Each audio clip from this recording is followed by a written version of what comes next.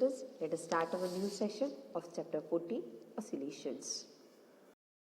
Now let us understand some systems executing simple harmonic motion. Actually, no practical examples present around us which continuously maintaining simple harmonic motion. Because simple harmonic motion, it means the motion is available with the single constant frequency.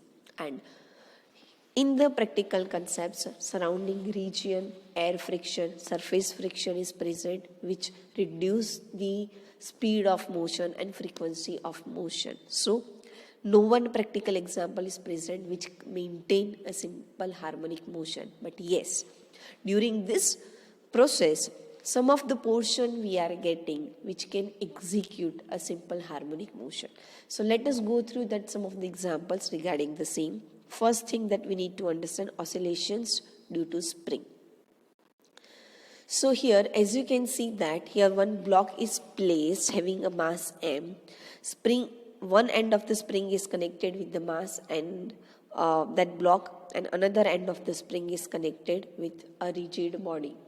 Now, that block is pulled and towards one side, and it will release, then it execute to and fro motion due to spring elongation and compression. So let us take initially the mean position of the block, that is x equal to 0. Then after, from its equilibrium position, objects start to move in either direction one by one. Let us take, for example, the object is moving towards the right side first. Then it covers a certain distance. Let us denote it as a plus a. Then after it is moving back towards its mean position and moving towards the left, which covers a same distance, for example, minus a. So here to and fro motion of the object is available from its mean position, and it covers a distance a in both the direction. Now here the spring is there. So wherever the spring is there, we are supposed to follow the Hooke's law. It defines a system when deformed, it gets a restoring force, and the magnitude of that force is proportional to the deformation or displacement of that object in a opposite direction. So here at time t, the displacement of the block is available from its mean position. Then it generates a restoring force F, which is acting in opposite direction. That equation we have already derived, having that value f of x equal to minus kx. That k is force constant and x is the amount of displacement. And negative sign defines that restoring force developed in opposite direction of displacement. So here, if we are having a stiff spring, then we are getting a larger value of k, and if the soft spring is there, then we are having a smaller value of k, the force constant.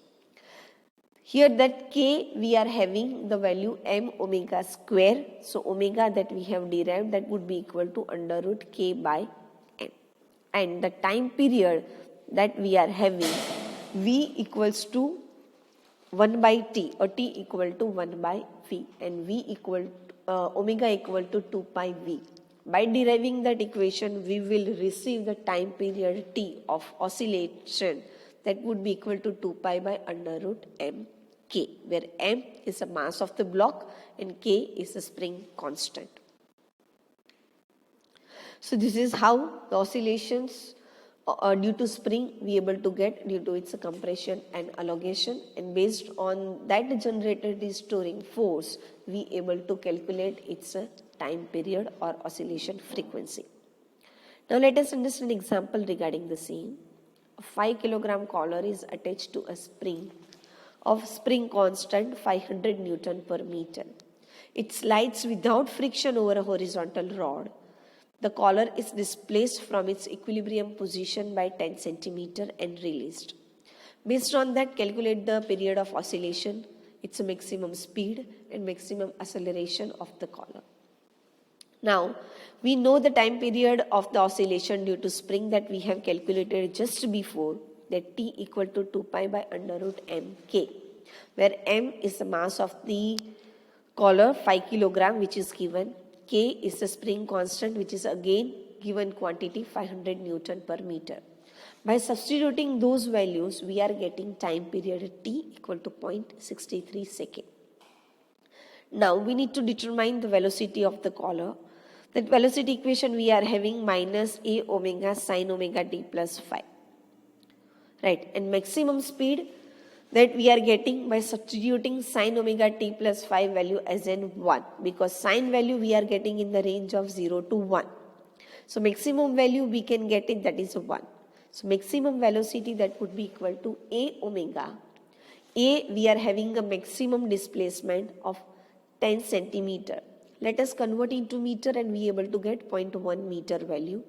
Omega, which we have equation under root k by m. By substituting those values, we are getting its maximum speed 1 meter per second, and that is available at its mean position. Means from mean position, with that maximum 1 meter per second speed, the object can move. Then the third component that we need to determine, that is acceleration. Acceleration, maximum acceleration that we are that value we are having minus omega square x of t, and x of t is a cos omega t. Now again cos omega t range we are having from 0 to 1. So 1 is the maximum value which we can substitute to get its maximum value. So a of t that should be equal to minus omega square a, right, and omega square that is k by m. So maximum acceleration that would be in the magnitude omega square a. Let us substitute the value of omega square and a, that is k by m into a, and we will get the acceleration 10 meter per second square, and that acceleration maximum value is available at its extreme point. Clear? Now let us understand another example, that is a simple pendulum. Here, while the pendulum is there, it is designed like using a string. With the rigid body, one end of the string is connected. Another end of the string, it is connected with the bob with the mass of the object m. Now, while the motion of that bob is available, it is not moving onto the same plane, same the floor, but its a displacement is available which makes angle theta from its mean position, it's a vertical reference line. So when the theta is 0, that is its equilibrium position, it's a mean position. Now while the displacement of the bob is there with the length L of the spring and mass m of the object, the forces are acting onto the object, as you can see in the diagram, another diagram where how many forces are affecting on it. One, the tension force T, which is along the string.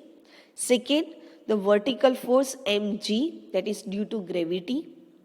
So here, this gravitational force, that mg, that would be greater than mg cos theta and mg sin theta, which is two components of mg would be there with the angle theta. So the bob, while it is moving with its radial acceleration, and acceleration value we are having, that is omega square L. Instead of a magnitude, here we are having a L, that is the length of the string. So the radial acceleration we are having omega square L, and it's a tangential acceleration. Here radial acceleration is provided with its force.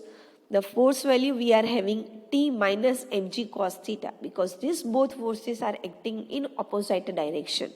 So because of that radial acceleration, the net value of the force, it is available due to T minus mg cos theta, and tangent component we are having mg sin theta. So tangential acceleration is provided due to mg sin theta. So two accelerations are there, radial acceleration and tangential acceleration. Radial acceleration due to T minus mg cos theta, and tangential acceleration due to mg sin theta. Now the radial force can give you the zero torque because these two forces are acting in opposite direction. So here the torque T which is available due to the tangential component of the force only, which is mg sin theta acceleration value is there. So torque equal to minus L by minus L into A. So tau equal to minus L mg sin theta tangential component, tangential acceleration component.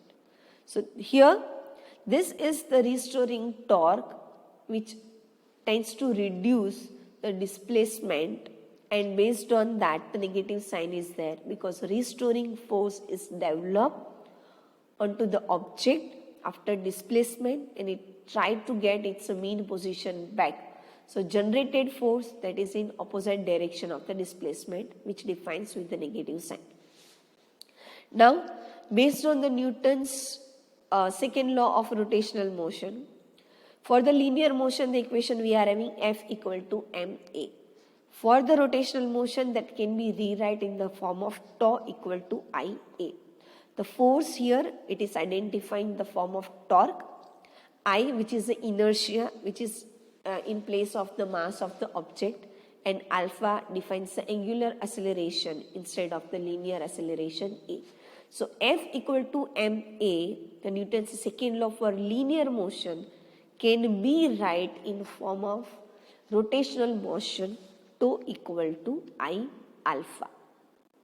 So now we are having two equations of torque, that is I alpha and torque equal to minus L mg sin theta. Let us equate both the values and we are getting I alpha equal to minus mg sin theta L.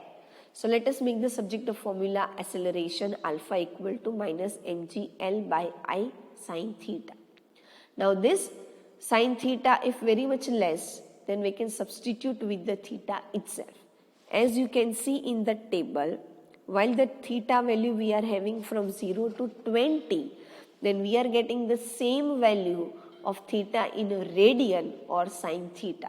So up to that value we can substitute sin theta equal to theta, and we are getting that acceleration alpha equal to minus mgl by I theta.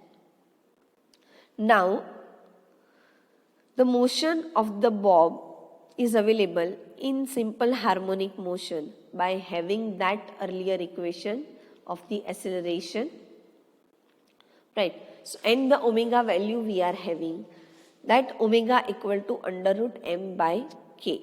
By substituting those values in the form of angular component, that omega equal to we are having under root mgl by I, or time period t equal to 2 pi under root I by mgl.